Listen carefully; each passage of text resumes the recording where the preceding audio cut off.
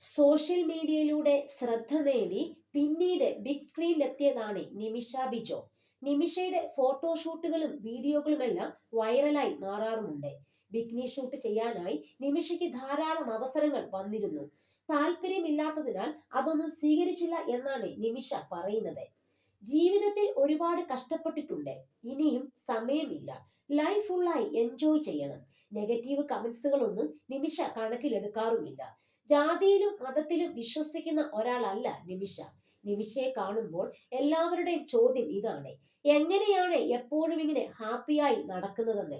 അതിന് ഒരേ ഒരു ഉത്തരം മാത്രമേ നിമിഷയ്ക്കുള്ളൂ: വീട്ടിലെ കാര്യങ്ങളും കുട്ടികളെ ഭർത്താവിനെയും ഒക്കെ നോക്കുന്നതിനിടയിൽ നിങ്ങൾക്ക് വേണ്ടി കുറച്ചു സമയം മാറ്റിവെക്കുക എന്നാണ് നിമിഷ പറയുന്നത്. ജീവിതമെന്ന് പറഞ്ഞാൽ ഒന്നേ ഉള്ളൂ: മാക്സിമം എൻജോയ് ചെയ്ത് ജീവിക്കുക. നിമിഷ പറയുന്നതൊക്കെ ശരി തന്നെയാണ്. പക്ഷെ നമ്മൾ എൻജോയ്മെന്റിന് വേണ്ടി തിരഞ്ഞെടുക്കുന്ന വഴി ഏതാണെന്ന് ശ്രദ്ധിക്കുക. അതുപോലെ തന്നെ നമ്മൾ തിരഞ്ഞെടുക്കുമ്പോൾ അത് സമൂഹത്തിന് എന്തെങ്കിലും നല്ല കാര്യങ്ങൾ ചെയ്യാൻ പറ്റുമോ എന്ന് ശ്രദ്ധിക്കേണ്ടതും വളരെ ആവശ്യമാണ്. സാധാരണ വീഡിയോസ് ഒക്കെ നിമിഷ കുറെ ചെയ്തിരുന്നു. പക്ഷെ അതിനൊന്നും വ്യൂ കിട്ടാതെ വന്നതോടെയാണ് എക്സ്പോസ്ഡ് ആയത് എന്ന് നിമിഷ പറയുന്നു. ഈ അഭിപ്രായത്തോടെ സാധാരണ നമുക്കൊക്കെ യോജിക്കാൻ പറ്റുമോ? നമുക്കൊന്നും യോജിക്കാൻ പറ്റത്തില്ല എന്ന് തന്നെ പറയേണ്ടിയിരിക്കുന്നു.